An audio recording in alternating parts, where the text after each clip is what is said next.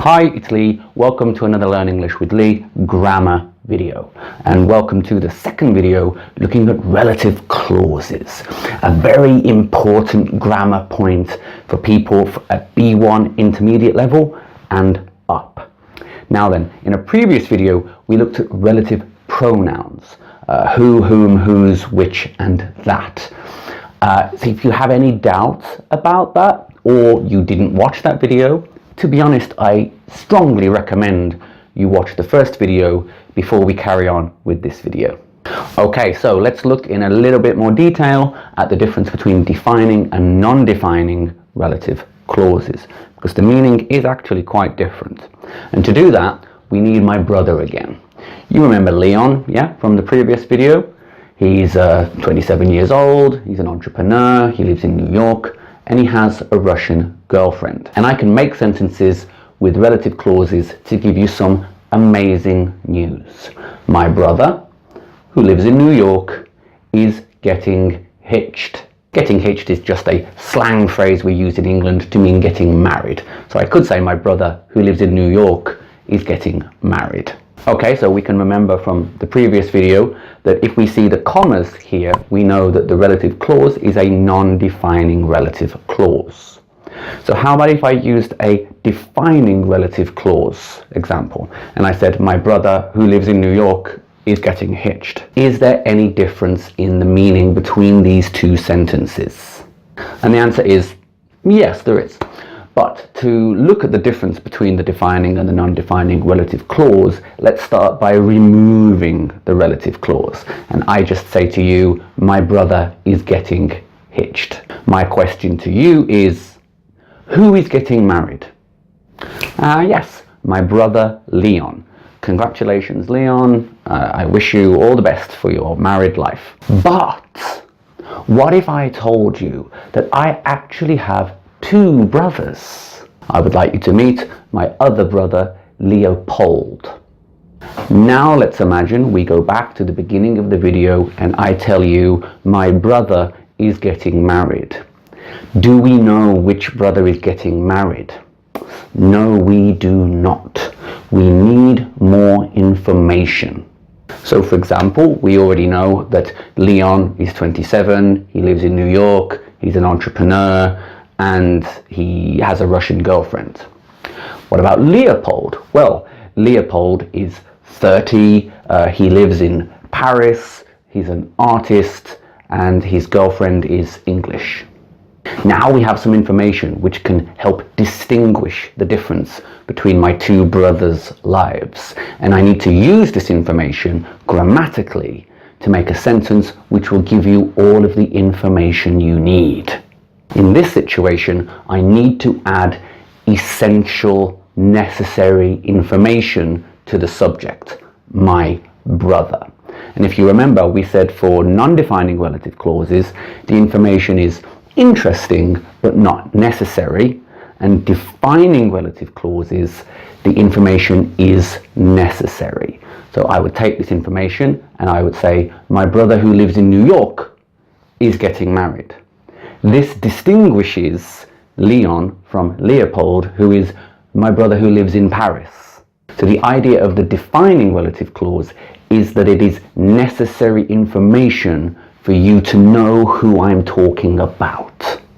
In the previous video, you thought I only had one brother. We were only talking about Leon. So any extra information, you don't need it to know I'm talking about Leon. But in this video, I've told you that I actually have two brothers, Leon and Leopold. So if I say, my brother is this, my brother does that, you don't know which brother I'm talking about. So you need more information. So you need a defining relative clause. Lee, I don't get it. Lee, that's still really confusing. I don't understand the difference between defining and non-defining relative clauses. Yeah, I know. So let's look at another example. Let's use my mom as an example. So imagine these words. So my mom, who is 65, is pregnant again. Now then you can see in the middle of this sentence that we have the relative clause who is 65, but should we use a defining or a non-defining relative clause in this example? So the question you should ask yourself is, do I need this relative clause to know who the subject is? In this case, how many mothers do I have? 1. So do you need this relative clause to know which mother I'm talking about? No, of course not. I only have one mother. So if I say my mother is this, my mother does that, you know which mother I'm talking about. So in this case, this information is interesting, especially in the context of the sentence, but it's not essential. It's not grammatically necessary for you to know which mother I'm talking about. So, is it going to be defining or non-defining? Non-defining. Okay, so let's look at another example. Again, example sentences are really important because just understanding the grammar here is useless. You need to understand how the grammar is used in a real situation to communicate real ideas. So how about if I say, I don't like people. Huh? Lee? Really? What? You don't like people? Yeah, I don't like people who are always late. This is an English thing, actually, so we're very serious about being punctual and being on time. So if you come to visit the UK, you need to remember this as a cultural note. So yeah, here we have an example where we need a defining relative clause. If I say, I don't like people, maybe this is true, maybe I hate everybody, but it's not very likely. So which people don't I like? You don't have that information. You need that extra information. You need the relative clause who are late. And if you need it, it's essential. It's a defining relative clause. So my sentence will be, I don't like people who are late. And in this case, you can see that the extra information, the relative clause, is describing the object. So it's still describing a noun, but here it's the object position instead of the subject position. So the relative clause can modify both the subject or the object. But the rule still applies. Do I need this information to identify the subject or identify the object?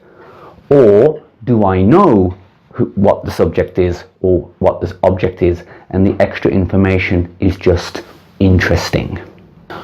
Okay, so there is the introduction to defining and non-defining relative clauses. If you don't understand it completely now, don't worry. This is only the introduction. Just start thinking about the ideas. Then, when you understand it more, you can try making example sentences, try noticing examples in books or on TV, and then your knowledge will get deeper and deeper and deeper. This is only an introduction video. The important thing, of course, is to practice. So use the comment section below to write some example sentences, and also very soon I'm going to release some grammar example videos for you to practice at home. And that's it. So I really hope this has been very helpful. Any questions or comments, again, just please use the comment section to ask me, and I'll try my best to answer any questions. And good luck practicing the non-defining and defining relative clauses with the different relative pronouns, and I'll see you in the next video.